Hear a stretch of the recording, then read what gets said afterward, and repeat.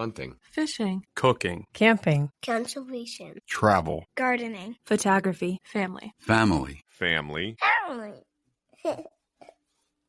This is the Outdoor Rules Podcast.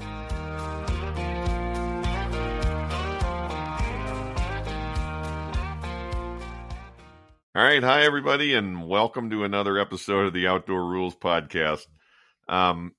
When I was a kid, probably about 10 years old, so like 1990 or so, I remember this very well because I was very proud of the fact that I was going to be allowed to ride my bicycle to the local community pool by myself. I don't know why I was by myself, but I was. And I had this old steel-framed black, like primer black metal bike, heavy bike, really uncomfortable seat, like the kind of seat that's only really there to keep you from falling onto the frame. And I don't know why Matt wasn't with me, but he probably was already at the pool somehow, and I think I was going to meet him. It was probably about a half a mile ride from our house. And I got on the bike, and I had all of my stuff for the pool, my towel and everything, in a bag, like one of those kind of canvas drawstring bags, small bag. And what I did was I hung that bag from the handlebars of the bike. And I left the house and crossed the first street. I was going down the back alley, so a gravel alley. And what I remember about it was I got going pretty fast. And 1 minute I was riding the bicycle. And the next minute I was on my back with the bicycle on top of me. Just like no idea what had happened. And of course, what actually happened was that the bag that was hanging from the handlebars went through the spokes of the bicycle, flipped me all the way around. The bicycle smashed on top of me, knocked the wind out of me, and there I was laying on that gravel alley looking at the sky. And so we thought we would do an episode about exactly those kind of stories. We're going to call this one Hell on Wheels. This is our episode all about bike wrecks. So bunch of people here today. Maybe most importantly, your first introduction, Robert's here. Say hi, Robert. Hi. Hi, buddy. Who else is here, Robert? Matt. hello, And Uncle Hello. Mark. Yep. hello. And Aunt Rachel's here. Hello. So everybody's here because they all have some good bike stories. And I think we'll probably end up calling some people on this episode too, because there's just a bunch of these. We might even venture a little bit into the motorcycle world. But Robert's here because, Robert, you just started to learn to ride a bike, right? Yeah. And what happened to you the other day? I fell and scraped myself. Yeah, so you were going pretty fast, right? Yeah. Yeah. And I did a big turn and then I fell like bicycle on top of my leg. Scraped the skin off my knee. You were pretty upset, but I was pretty proud of you because you got right back up and started riding again, didn't you? Well, I didn't ride again. I just, I walked home. Oh, but you got back on your bike the same day. Yeah. Yeah. Yeah. So, what do you think? You got to be careful when you're riding bicycles, right? Yeah. And what is it always important to have when you're riding your bike? A helmet. A helmet. Oh, I thought he was going to say somebody to see a wreck. It's a better story if somebody sees it happen. All right, buddy, you got anything else that you want to add? It's all right, Robert. Knee scrapes are a rite of passage with riding bikes, so you did great, and what's important is that you got back up. That's right. You're really getting good at your bike now, right? Yeah. Yeah. All right, buddy. I love you.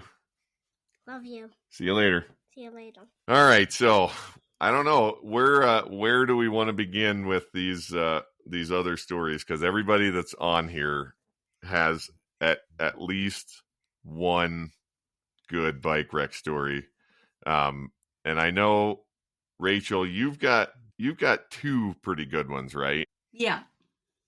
I have cliff notes for my Wyoming Cliff one. notes? Yeah, because I didn't want to forget what I was going to say. So we'll take it back to 2021, I think it was. And shout out again to Dan Stoltzfus. This was, again, when I was out in Wyoming for his elopement. He and his wife, Brooke, and I are very good friends. And yeah, they decided to elope in Yellowstone National Park. And as lots of you know, I am a wedding photographer by profession, but typically every July I have an elopement out in Wyoming. And when I'm out there, I stay with my brother Dan and his wife Vanessa, who is one of my very, very best friends. They're basically the poster couple for Mountain Athlete Monthly. Dan climbs frozen waterfalls for fun and does competitive long-range shooting. And Vanessa enjoys running like mega marathons, like rugged mega marathons. I mean, like 100 miles through grizzly-infested territory. That's what she does for fun. Competitive long-range shooting makes a lot of sense to me. Ultra marathons and climbing frozen waterfalls. I don't know. Right. That's Isn't pretty... that why somebody invented cars? And ladders. And ladders? Yeah. And so every July, I'll come out and I'm just like, hey guys, I have snacks. And I tag along with them when they're on the hobbies that they enjoy doing. The ones This is a good way to of. get yourself in over your head. Yeah, no doubt. So this specific trip was the first time that I was going to try mountain biking. I'd done some, pretty intense hiking with them and skiing, which is a lot of fun, but also super sketch. What is skiing? What is that? All the loose gravel on the mountainsides, instead of, looping your way back down a mountain, you ski and you basically like side slide your way down the mountain on the loose gravel. Like in your boots or? Yes. Yeah. On your feet. I have never heard of this before. It's a thing. It's a lot of fun. Really? Yeah. I've been on a lot of scree slopes, like a lot of them over the Use years. But trekking poles. Yeah. And you kind of just let gravity, you're just sidestepping the whole way down, but it like takes you almost like you're in water, like you're sliding down. Yeah. So what you're talking about is real steep mountainsides with, like you said, basically. I mean, we never did anything so steep that if I'd have pitched forward, I'd have fallen down without being able to stop myself. But yeah, they never took me on anything like that. Okay, skiing. See, I learned something on the podcast today. Yep. And yeah, so Vanessa thought that I should probably get a handle on mountain bike before they took me on an actual trail. Because, apparently the suspension and the brakes are much different than a regular bike. Mm-hmm. Who'd have thought? So we headed to this spot. It's actually very close to where Hunter's at right now. It's called Hayden Arch.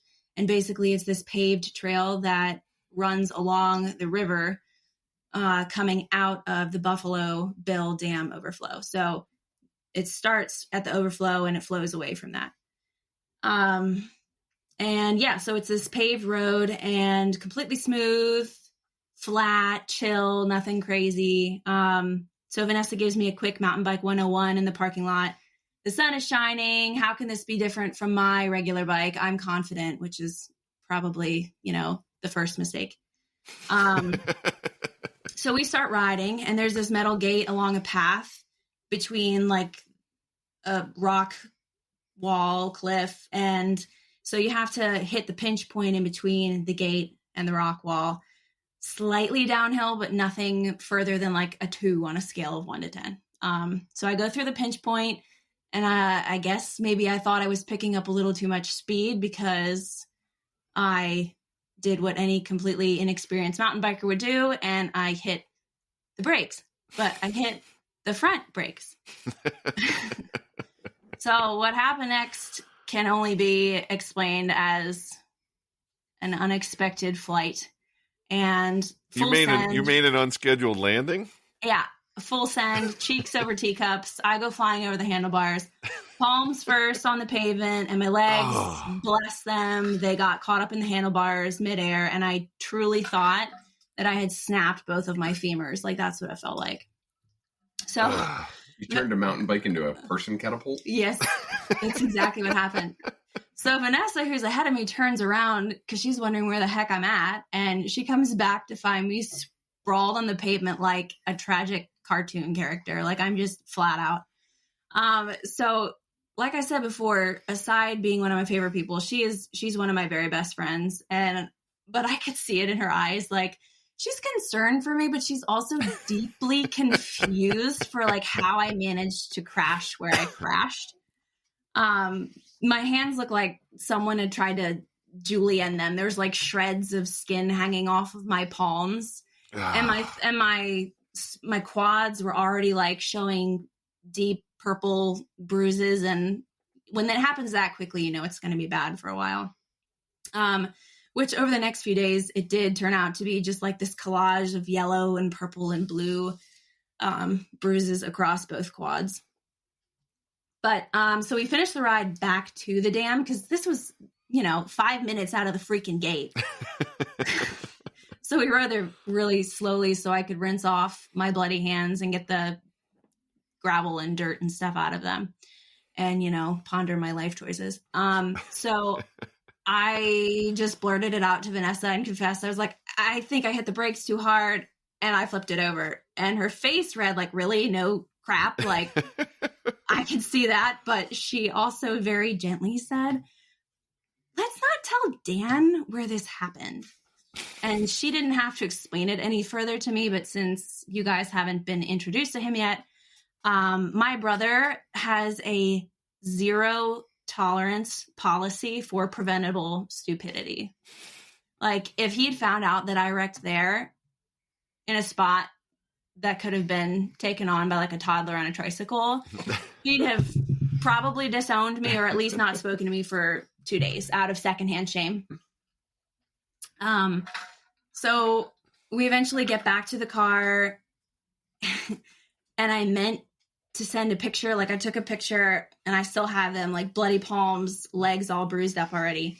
And I sent the picture to Mark, but I actually didn't send it to Mark.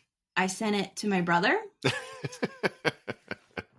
And I realized it a millisecond too late. And I immediately panicked. And Ness was like, hit unsend. And I'm trying, but 3 dots popped up immediately. Like, he didn't even need time to process. He replied, how in the insert colorful language here did you wreck there? Because you could see it in the background of the photo. So he was so ashamed. And I mean, I was sore and visibly banged up for probably a month. I shot the elopement the next day in Yellowstone with my hands wrapped up like I had escaped a burn unit or something. Like, I was all bandaged up. But at least Dan was so embarrassed on my behalf that he'd never breathed a word of it to anyone. Honestly, that might be the biggest miracle of the whole experience. Yeah, man, bicycles are dangerous, turns out. Turns out mountain bikes are much testier than regular bikes that we are used to. It's not that, like, that's not entirely dissimilar to what happened to me in terms of going over the handlebars, Mm-hmm. But the bike, me and the bike stayed together. Mine happened so fast that it was just like I was still riding the bike. I was just upside down on the ground. And where you didn't even realize what had happened, it's just 1 second you're riding your bike, the next second you're looking up at the sky. Mine, like, completely, it felt like I was in some Matrix. Everything slowed down. Like I'm seeing what's happening and I'm heading towards the pavement. And I swear to you, I had the cognitive thought of, this is going to be so embarrassing. And then it, was. Yeah. And Dan, he still won't talk about it. Now I can be like, hey, remember that time I wrecked at Hayden Arch? And he'll just be like, you don't tell anyone that you wrecked at Hayden Arch. You make up a better story. Well, now it's on a podcast. Sorry, Dan. Now it's on a podcast. And so, you had another one, right? I think so. Like, I kind of knew that story because I think Mark sent me pictures of, or maybe you sent him of being torn up In Wyoming, yeah. Yeah. What's the other story? I want to say I was probably 7 or 8. And we lived in on a country road, and the neighbor kids around us were all older boys. My brother's 4.5 years older than me. There were no girls in the neighborhood. So I was constantly trying to keep up and fit in with them, and tag along. And most of the time they didn't let it happen. Some of the times they did. Other times I became like their human punching bag. Like, it was just rite of passage to hang with the kids. But the neighbor across the street, 2 boys, Ian and Seth Gantz, and we would play with them the most often. Their dad is he's a Vietnam War vet, man of very, very few words. He was always super nice guy now that I know him as an adult, but as a kid, man, he was super intimidating. And he was the only one home. And they asked him if we could ride bike in their driveway. But they had a very short, steep hill of grass that came down almost to like a 90-degree angle that met their driveway. And so we were all riding bike in their driveway. And at some point the boys were like, oh, let's ride down the hill. And they would do that. And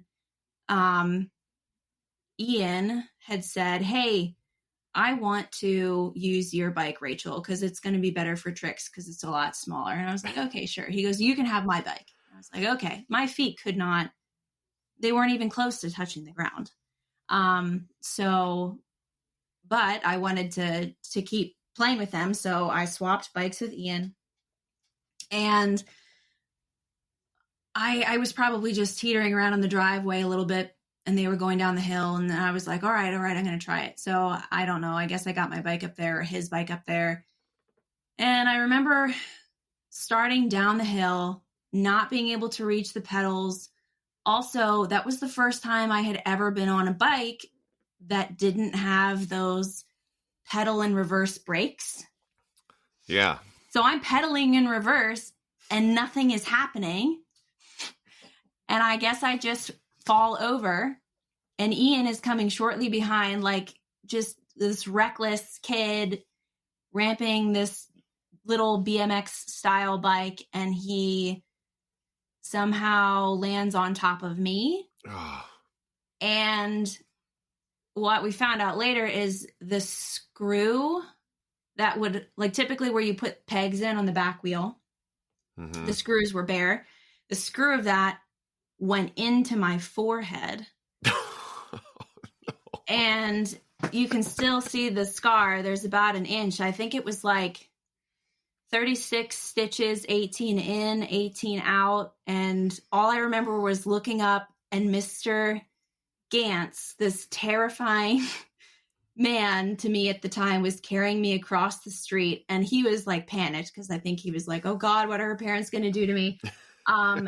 And my mom rode with me in her lap to the hospital. And she said, anytime I like blinked my eyes, you could see my nerves moving and my forehead. And yeah, we came back and there was, flesh and hair wrapped around the screw of this bike. And yeah, that's my other bicycle incident. Those are both good ones. And I gotta imagine Matt's gotta be thinking exactly the same thing I am right now. Which That's why she married Mark. Exactly. There has to be. We knew there had to be some sort of serious brain trauma at some point that led Rachel to the decision to marry Mark. And I now understand things much more clearly. It all makes sense. I'm starting to wonder if maybe she can't see out of that eye. Well, then we're perfectly matched. You two got two good eyes between you. Mm-hmm. Yep. See, you learn all kinds of things on this podcast, don't you, Matt? Yep. Oh. Well, thanks, Rachel. Those are very good contributions to Hell on Wheels. Right. How many stitches did you say? 36 total. 36 18. stitches. 18 in, 18 out. Yeah, it's right Wow. above my right eye. I've never had internal stitches. Have you? Yeah, When you skip the saw off your leg? yeah. It's a story for another day. Yeah, we power could tool episode. we do need My to do a dad power can tool How episode. do you cut yourself cutting PVC on a table saw? You know, it wasn't a table saw. Oh, it was a We start have saw? to save these for the safety third episode. My dad will have to be on that one. Safety third, the rule experiences with power tools. That's right. Yep. And I only almost cut my finger off that time. Cutting PVC. It wasn't PV. Well, maybe it was. I don't know. It was plastic. I was doing something I shouldn't have been doing, which is an excellent segue into Matt's part of this, because Which part? Matt, as a grown adult, a middle-aged grown adult, made what I consider to be a very questionable decision just a couple years ago. Matt, what did you do that's relevant to this episode? I don't know. Rode What'd an you buy? e-bike? An e-bike? You bought an e-bike. Oh, that wasn't questionable. No. Buying the e-bike didn't hurt me one bit. How long did it take you to become hurt after you bought the e-bike? Shortly after getting it out of the box and assembling the parts. I may have made it about... Well, I made it to the bottom of my driveway, and then whatever the width of one street is. You can't park two cars behind each other in your driveway. That's true. So it's not like it's a long way. 100 feet-ish. What? How many times have you hurt yourself on that e-bike? No, just twice. I don't ride it anymore, so I can't get hurt. So what happened the first time? Well, I will tell you this about e-bikes.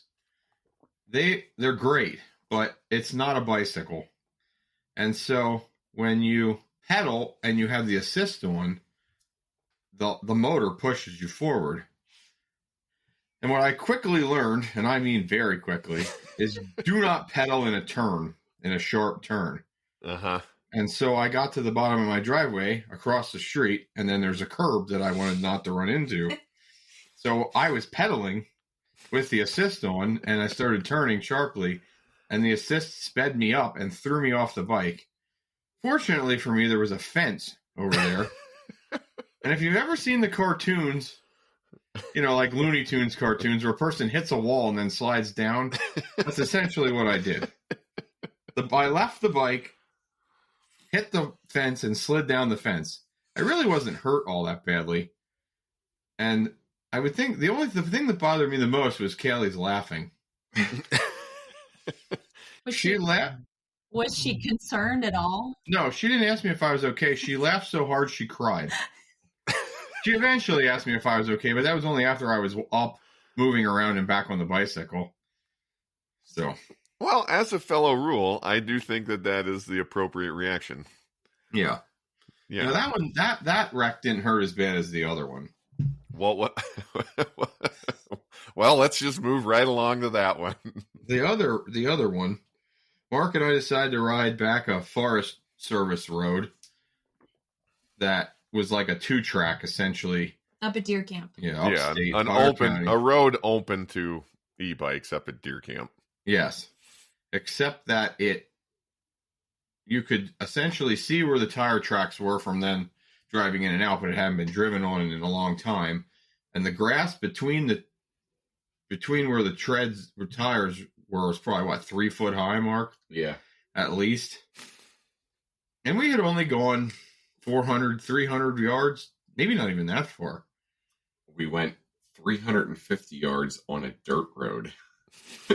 We went, I went a little further than you did because I was ahead of you. You That's went true. maybe 50 yards on the 2-track. Yeah, we're going down the 2-track, downhill, going faster than I probably should have been going, and it was wet. It had rained. And in front of us, I think I must have been on one track and you were on the other or something.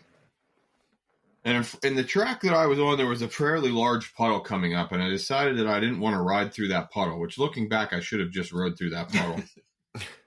I decided to try to cross to the other track. But the problem was you couldn't see what was in the grass between there. So I imagine there must have been a sizable rock in there. And I got most of the way to the other track. And what happened was when my tire, I think I rode over something where my front tire came off the ground a little bit. And when I landed, the bike actually landed back in the other track. And I didn't. You didn't land with the bicycle? Not completely. No. I think that the other thing I will say is, and this is a good word of advice, check to make sure all the bolts and things are tightened. Because I think when I landed, I turned the handlebars to try to get myself back going in the direction I wanted to go. And the handlebars actually turned, the tire turned. Tire stayed one way, and my handlebars went a different way, and then I went a completely different direction. And I ended up out over the handlebars, in a puddle because I was soaked, and I was really sore. But I had a huge black and blue mark. My arms were a little beat up, and I said a lot of bad words. Your pride was a little bit hurt too. Yeah, Mark rode back to me. I was ahead of him and only stopped because I heard it. I heard noise from 70 yards ahead.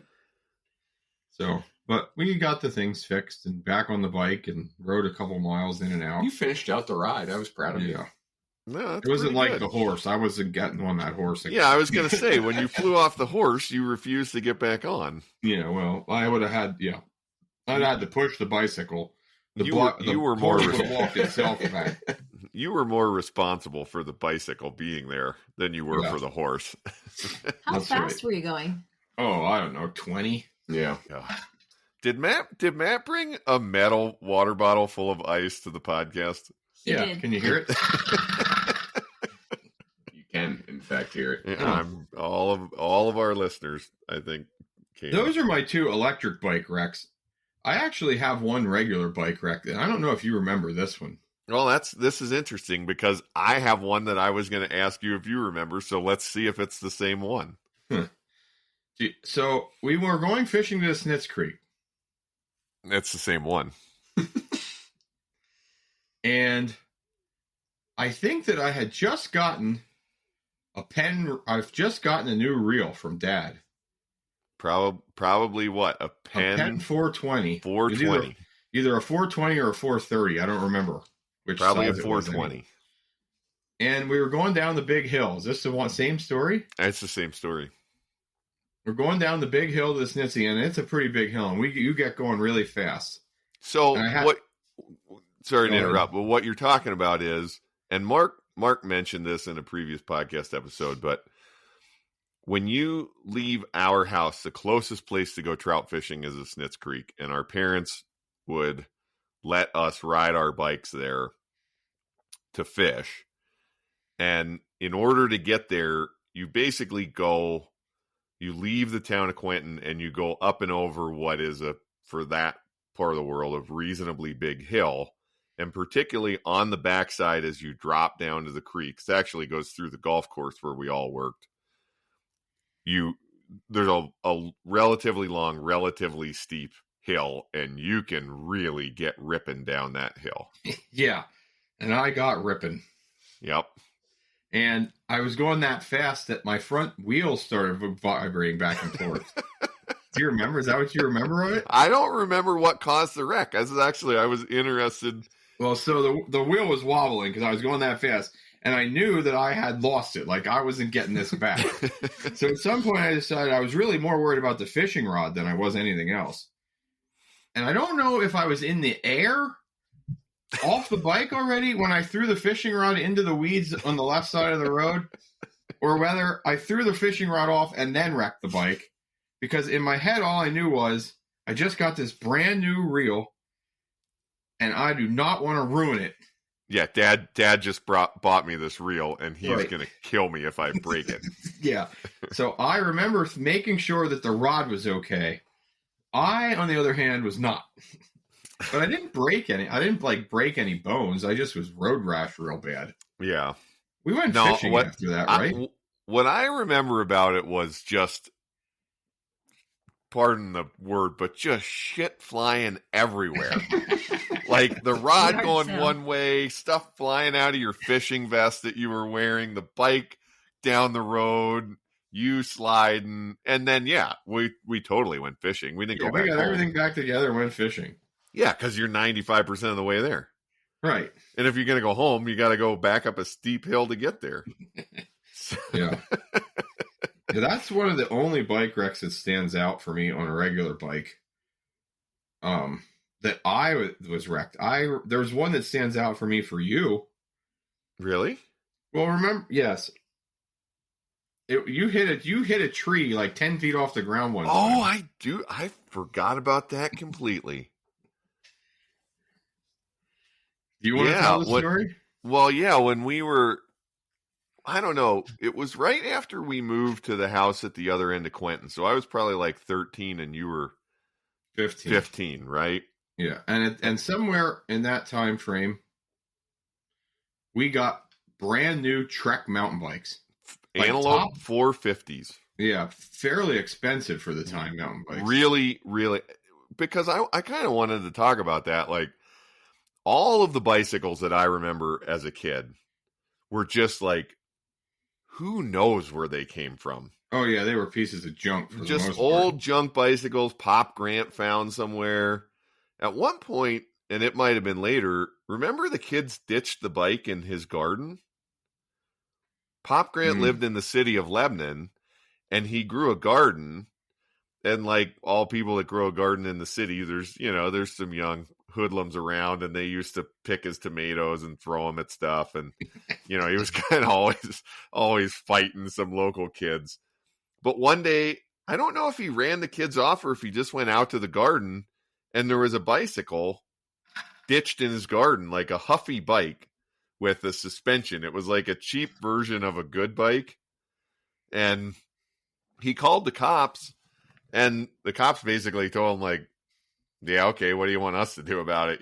So we ended up with that bike, but that's the only bike we ever had that I remember where it came from. Yeah, everything else is just like that old black bike I was talking about. Do you remember that one that I wrecked? No, because we had a lot of odds and ends bicycles, and the answer is no. The only bike I really remember was my Trek.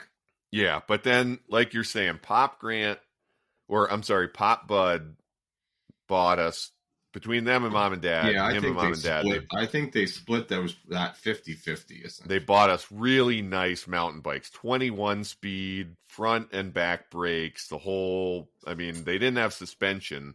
No. But for the time, they were super nice. And then the other thing I remember about that, God bless him, was that Bob Boyer, who we've talked about, Ann Boyer, that's Kate's daughter's namesake, and her first husband who passed away young, he bought us helmets.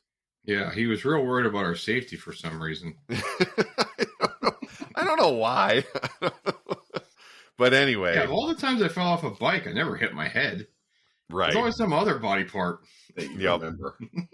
But then the story with those bikes, now that you mention it, Matt, is that there was at our church, there's a a wooded lot on the church. I don't know, how big is that? 5 to 10 acres? The church owns, like 10 to 12 acres. And I would say there was a couple acres of woods that they essentially didn't do anything with. Right. And all the local kids went there and rode their mountain bikes.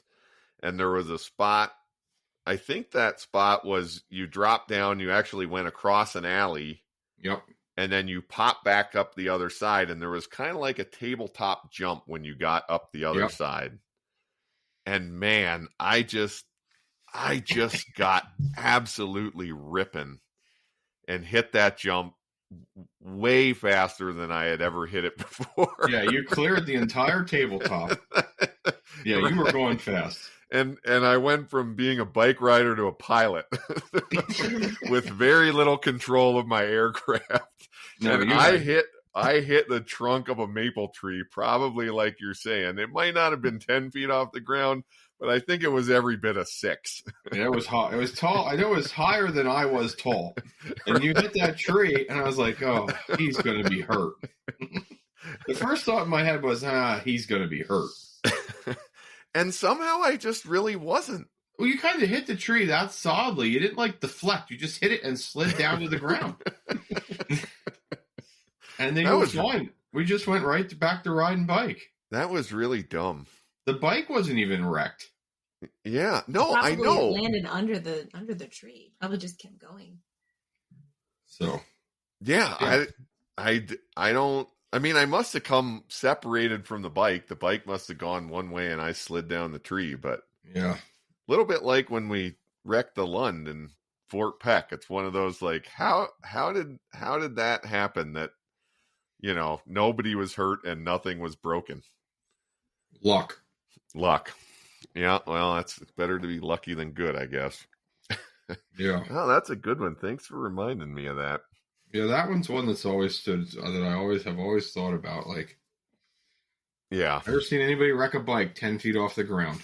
Right.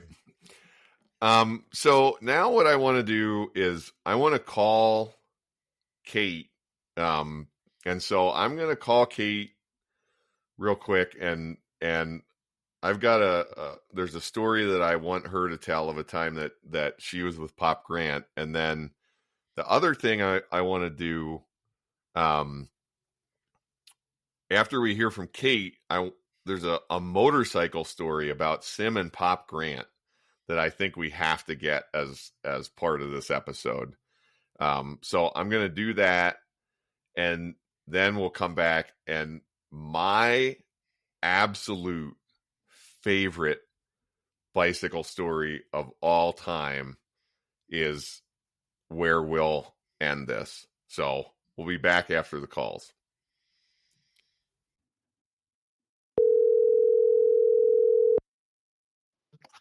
Hello. Hi, Kate. Hello. How are you? I'm good. How are you? I'm okay. All right, you're on the podcast again. Okay, here I am. So we're doing an episode called Hell on Wheels, and it's a story about bicycle accidents mostly. Yes. You've got a good one about Pop Grant, right? Yes, I do. Okay, so hold on. Annie's in the background in case you hear anything. Maybe I need to move. Okay, so first, my first time that I really remember falling down, this is just some backstory, was here in Quentin, and I got kind of like a road rash and little stones and all of that stuff. And Poppy told me it was fine, but I would never be able to be Miss America now because I was always going to have a scar on my leg. You had ruined your modeling career. Correct. I had ruined all my chances to ever be Miss America because of that scar. So keeping that in mind, I didn't like falling off my bike.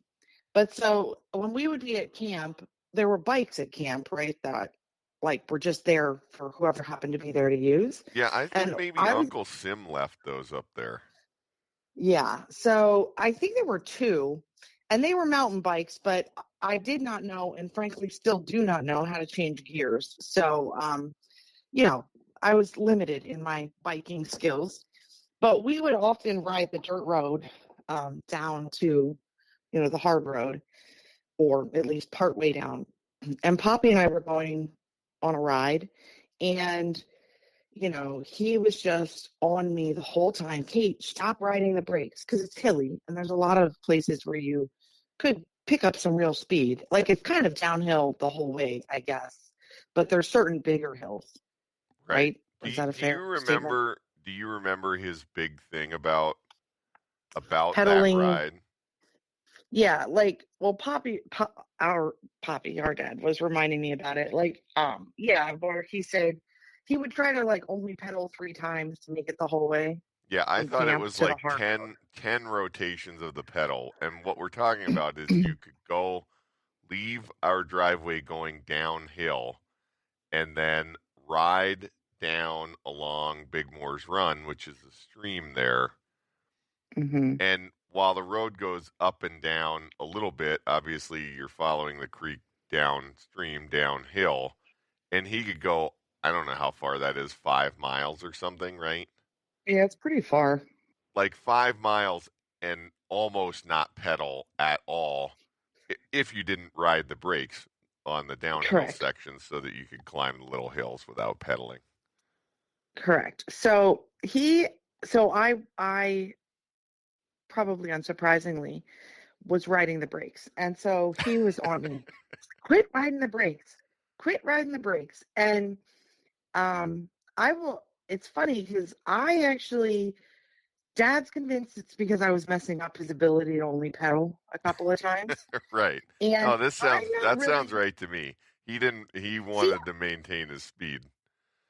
That might be true, but to be honest, it was like there was conversation around how I need to stop riding the brakes. And I at the time, even, and looking back, I kind of think it was more like also a life lesson. Like, I was a kid who rode the brakes. Like, you know what I mean? Let it go. Send it. Yeah, like let it go, send it, stop being so overly cautious. Like, you just gotta live a little, Mm-hmm. And so I don't know. Maybe I'm reading too much into it. He's not here to ask us, but I think it was more than just like I'm trying to only pedal 10 times. Like, I think it was like, Kate, you gotta quit riding the brakes. So he didn't convince me. He annoyed me enough that I decided, like, fine, I won't have the brakes on down this hill. So I am, not riding the brakes, and we're coming, in my memory, flying down this hill, and a car pulls out in front of us. And by in front of us, it was probably like a football field away. But I fully panicked, because you don't see a lot of cars on the road at all, Mm-hmm. And I now feel like I'm going unbelievably fast towards this car. So I totally panic. I slam on the brakes. I veer in front of Poppy, who, was to the side of me. And so he now has to slam on his brakes and veer. And he ends up going over his handlebars, and the bike goes flying and gets bent. And Poppy's glasses break and cut his face. So he pops up, he's bleeding from the head. His glasses are broken. His bike is broken. I'm hysterically crying because, lots of reasons. I also fell off the bike, though I don't think I got hurt. But I'm scared. I know I'm the reason Poppy took the spill. He's literally bleeding from the head. And he's like, it's fine. And the car stopped, and they asked if they could drive us back up. And that would have been much easier, but that would have meant admitting somehow that he was either hurt or that this was a big deal. So we refused to do that. Yeah, so then we just that's not the rule way. No. I think that was also for me too, though. He didn't want me to feel any worse. Right. And so we just limped home with him bleeding from his head, and I don't know that I got the life lesson that he had hoped about. Don't ride the brakes. It didn't work exactly. Right. Yeah. So, I don't know, but yeah, and maybe it wasn't a life lesson at all. Maybe I'm reading too much into that, but I feel like one thing he was good at was giving life lessons built into everyday moments. Yes. in a way that I think was intentional. I think And so too. And it was different for each of us because each of, every person is different. Each of us were different. And like, I think it's fair to say that, especially as a little kid, I was really shy and, I definitely rode the brakes in Yeah. life. Do you think and I you still do some, do? but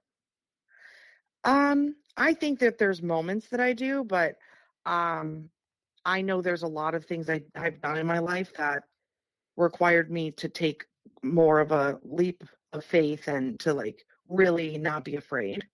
Or to no, I was afraid, but to like push past it. And yeah, so I think that lesson from him, and even though that particular moment didn't go as planned, but it also wasn't the end of the world, right? And I think that's Right. what he was teaching me by not getting some help to get back to camp. Like, okay, we fell down and we got back up, and look, we're fine. Now, I do not remember how he got his glasses fixed at camp. That was not the place. Probably tape for the week. Right. Oh man.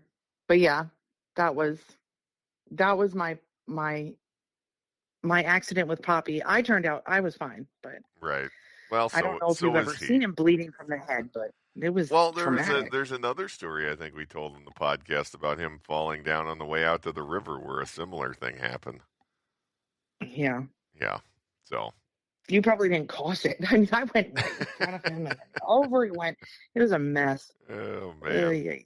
Yeah, it seems like a theme in this episode is that bad things happen when you go over the handlebars.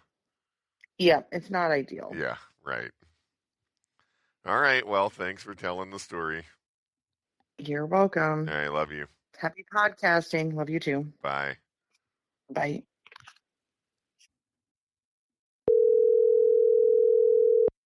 Hey, Simo, you hear me? What are you doing out of bed this time of the morning? You must have a guilty conscience and can't sleep. Something like that. I'm an old man. I get up at like 4:30 in the morning now. That does it. The older you get, the earlier you get up. Yeah. Doesn't make any sense, but I don't know why, but that's true. Just the way it is. After you get real old, then you can't sleep at all. I'm worried about that. Hey, let me put you on hold a second and call Dad. Okay. All right.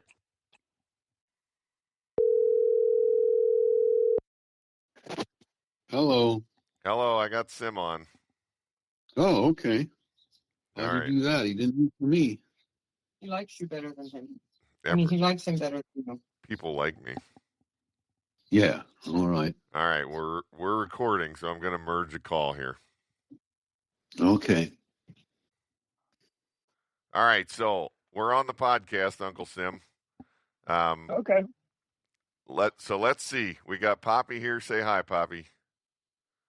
Hello. Good morning. And we got Uncle Sim. Yep.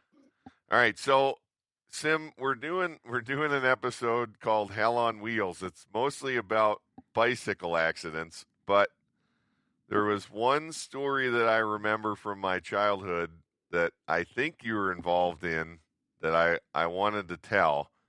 I wanted you to tell. Okay. The way I remember it, there's a story about you buying an Indian motorcycle and Pop Grant having some kind of accident with it. What is that Yes, story? That was a funny story. I went to work in the mine and finally started making some money, enough money to buy a motorcycle. So I bought an Indian. Everybody told me, don't buy a Harley, buy an Indian. They're a much better bike. So I did. I didn't realize the Indian I bought weighed 850 pounds, and when that damn thing fell over, I couldn't set it up. But anyway, that's the bike I had, and I loved it. I rode everywhere with that thing, and I couldn't believe I could beat a Harley Davidson up to about 85, 90 miles an hour, and then they had an overdrive that they could get me. But I enjoyed beating them everything I could with up to that speed. But anyway, I don't know where I was, but I came back and to the house where Jeff lives now, where we grew up. Yeah, to the farm, And, right? yeah, a guy lived there, and your granddad, I think, was already married and lived in town. And I think he came out on a Saturday afternoon, and I had pulled in the driveway and parked my bike in the driveway and left it running in neutral, and went in the house and was on the phone. I think I had to call somebody or somebody's call. I don't remember, but anyway, I was on the phone, and he was there, and he went out and sat on the bike and was messing with it, and evidently shifted it into gear. And this bike had a throttle on it that had a central pivot, and your heel was on the back of it, and the toe was on the front of it. And you tipped there was a clutch, so you worked your clutch that way. So evidently, what he didn't realize was that this clutch slipped. Mm-hmm. And if you sat there and idled it, it would slowly engage if you left the bike in gear. Hmm. And so he was sitting there revving this thing up and playing with it, and had it in gear. And before he knew what was going on, it shifted in, or the clutch engaged, and it scared him. And when he did, he grabbed the throttle, grabbed the handlebars, and grabbed the throttle and accelerated it. And oh, the bike laid a strip of dust out the back, and he went flying back between the garage and the corn shed, and went through an electric fence and tore the electric fence down, and went back in the pasture, and he was still going like crazy. I ran out, dropped the phone, and ran out trying to figure out what the heck was going on. And by the time I got out there, he was laying in the pasture. He'd gone through the second electric fence, and the second one ended up throwing him. He was laying in the field. The motorcycle was about 50, 60 feet down in the cornfield. Well, I think too, Simon, I was there at the time. I was, I don't remember how old I was, like 5 or 6 or something like that. But Yeah. I think also on the way out through, after he passed me, first he hit the barn door, which was open. Yeah, that's right. I forgot The one there with the tractors in. I mean, the big barn door. He slammed that shut, and then he went between Jack and Jim, which were the 2 beagles that Uncle Guy had there. Just missed them before he hit that first fence. So, I forgot like about that. you started with dog pens were there. yeah, like you started with, the stones were really flying when he went out through there. Because when that engaged, it threw him back, and he turned the throttle just like you said on the handlebars, and off he went. Right, like he grabbed for the motorcycle. handlebar. That Right. weighed 850 pounds. I couldn't set the damn thing up. Well, He swore he'd never ride another motorcycle again. I don't know whether he ever did or not. Well, no, once I got a motorcycle, he used to take it all the time. But I think the other thing to say about it, I believe when all this was over, he wasn't hurt at all, but he'd ripped his pants a little bit or something. Is that accurate? I think he had some scratches on his arms and I don't know, his body, I think, but nothing major. what about the Scratched motorcycle? I don't think he damaged the motorcycle much. Maybe he might have bent a handlebar or something. I did a better job of it later. I was riding it along the Susquehanna River, and there were a bunch of guys fishing along the river, and he hollered something at me, and I turned around and hollered something back at him. Before I knew what was going on, I was in the ditch and up over the other side of the ditch. And flipped it on the side, and I busted the headlight off, and the back wheel was bent crooked. And Oh man! I took it. I rode it home at about 10 miles an hour because it's as fast as I could go with that back wheel. Although I finally ended up selling it, so it's probably the best motorcycle move I ever made. Yeah. Getting rid of it before I killed myself. Yeah, probably. Well, the that Indian was a good motorcycle. yeah, they were. But that's pretty much so. I think what happened, unless Randy unless your dad has something more. No, that's pretty much it for that incident. Yeah. All right. No, that's perfect. Thanks, guys, All right. for telling us the All right, story. you're welcome. All right. Talk to you later. Take Yep. care. Bye. Bye. Thanks. Yep. Bye. All right. Now we're back. And this is going to be the concluding story for this episode because I love this story so much. And before we start this with Mark, do you have any stories that you want to tell? Were there anything come to mind about bikes with you? I mean, I've wrecked so many times on bicycles. Yeah. Growing up, with all the kids in Quentin, we weren't using bikes to get fishing. We were using bikes to hang out. So my best friends growing up, Jimmy and Leonard, we rode everywhere together. Yeah, they didn't every they day didn't of the really year. fish, like They didn't fish like you guys did. So I literally spent my entire childhood either on a bicycle or on rollerblades. And I mean, I could go in hundreds and hundreds of stories of eating it. As far as like favorites go, I had one time at camp where going down the driveway at camp, Pop Grant, I don't know if you guys remember this, and this is going to tie into this other story I think you're going to tell, Michael, but Pop Grant had gotten a Huffy sledgehammer, which became famous through the movie Napoleon Dynamite. That was the Napoleon Dynamite bicycle. Well, that was the bike that I was talking about. That was the one he found in his garden. He found it in his garden, yes. Right. And he called the cops and told them he found a bike. And it went like 2 weeks. And he called the cops and told them he found a bike. And it went another 2 weeks. And finally, I don't know for how long he did that. Finally, he showed up and said, "Here, Mark, I'm done calling the cops on this. This bike is yours." So I got a Huffy sledgehammer, which had suspension. It was a mountain bike, and it was a pretty nice bike. I took it to camp, and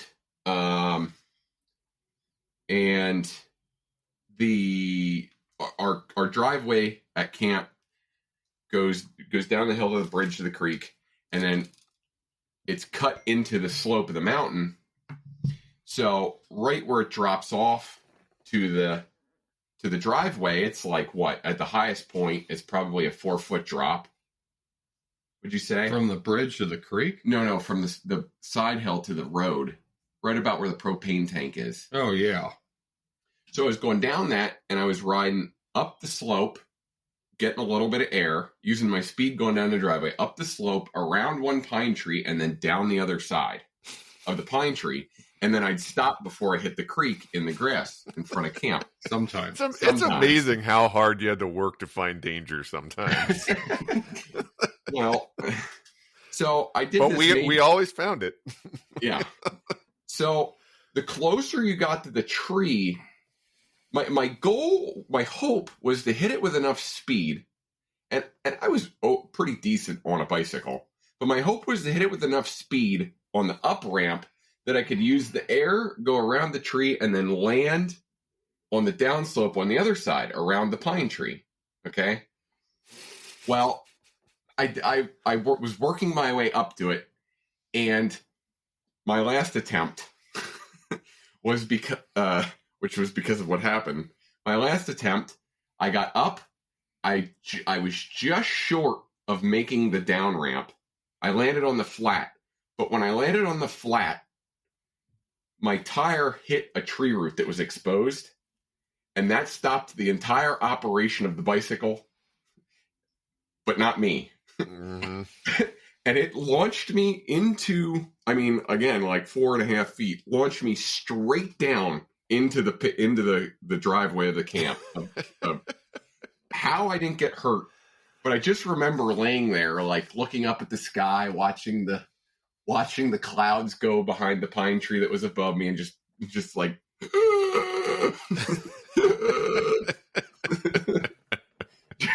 Man, there is nothing worse than getting the wind knocked out of you. Oh man, yeah, that was the worst I've ever had the wind knocked out of me. I put the bike away for the day after that. So I think that the segue, and I think that the connection to this story, you know what story I'm going to tell, Mark? I remember it vaguely. I didn't know it had this much of an impact on your life. I have never seen anything funnier on a bicycle. And I don't know that I have ever been more proud of you as a person. So the connection here is this Huffy sledgehammer bike, right? Yep. So when we were in high school, there was a guy that graduated with Matt. His name's Paul Metley, and we've been connected to the Metley family for a long time. They're part of our deer camp for ages. And Matt and Paul graduated together, same class in high school, right, Matt? Yep. And so somewhere in there, Matt and Paul started spending time together, hanging out. And Paul, of kind of like all of our friends, Paul was the earliest to drive. So we saw Paul a lot. He was at our place a lot. Paul was like a little bit of a devil, right? I mean, he's a nice guy. We spent time with him because we really liked him. But he would always devil you, and the younger kids he would pick on a little bit. Not like super mean-spirited, but just the way you do when you're in high school. And so I dealt with Paul a ton because Matt and Paul and I spent lots of time together. They took me hunting and fishing mostly because I would do all the work stuff that you guys didn't want to do, right? Like I'd clean the fish and the geese and whatever else it was. That was the deal. Right. So now, Mark, you're what? You're 8 years younger than Matt? Yeah. And Paul was probably even maybe a little bit older than you. Paul was at least a year older than me. Right. So anyway, one day we were at the house, at Mom and Dad's house in Quentin, and that house has a short driveway. Like, if you really park it, you could get 3 cars in it lengthwise, right? Mm-hmm. That's about right. Yeah. And Mark's out there on his Huffy. And for whatever reason, Paul started chasing you around on your bike, Mark. You remember this? I remember it, yes. And he was basically like, he was on his feet, you were on your bike, and he was like, I'm going to knock you off your bicycle. And you were scared. Like, you were legitimately scared that that's what Paul was going to do. I'm 100% sure that Paul was not actually going to knock you off the bicycle. I don't think he was actually going to knock him off the bike. But Mark I was think he scared. was just trying to get him to ride around. Right. And so Paul chased you down to the bottom of the driveway. And when he got to the bottom of the driveway, you went out into the street, and it was wide open. We could, we knew there were no cars coming. It wasn't dangerous that way. Yeah, it was a street with little to no traffic. Right. So whatever. Paul was satisfied with the amount of deviling that he had done.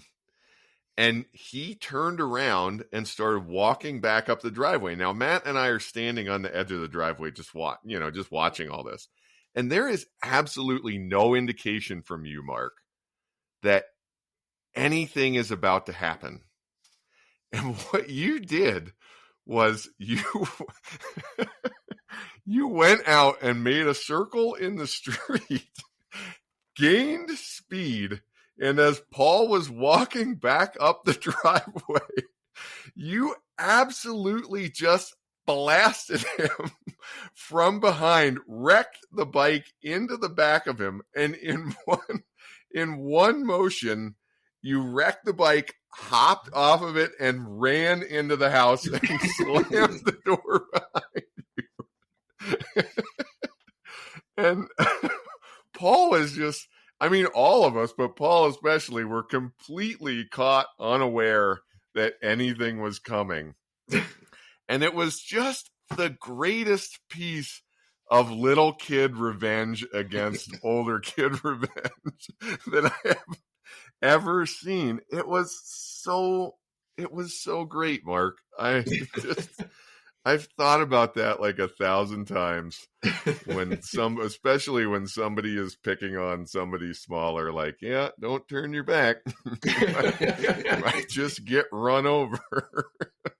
I knew enough to get my revenge on older brothers. I got out of there as quick as possible. Oh yeah, no, there was you were no hanging around to see the aftermath. Nope, it was 1,000% intentional. in that moment, you formulated a plan, you executed the plan flawlessly, and you got the heck out of Dodge.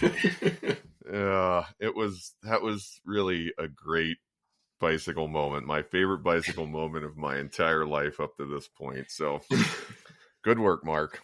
I wonder what Paul thinks of it. I don't know.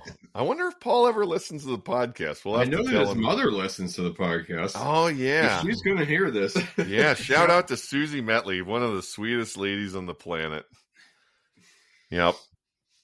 All right. Well, you guys have any other bike stories that you're dying to tell before we're done? I don't think so. I think it's it. Okay. Well, thanks everybody for doing it. Thanks everybody for listening. As always, all of our content's on the website, www.outdoorruhls.com. And we're on Instagram @OutdoorRuhls. Also on Facebook. Shoot us a message. If you got a bike story you want to tell, some other idea for a podcast episode or anything you want to talk about, shoot us a message. We got a Gmail account, outdoorruhls@gmail.com. All right. Thanks again, guys. We'll talk to you soon. Thanks. Bye.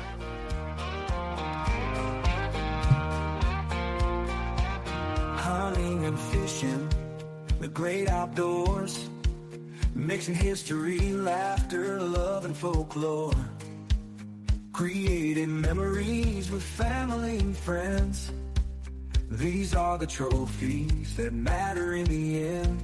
Outdoor Ruhls.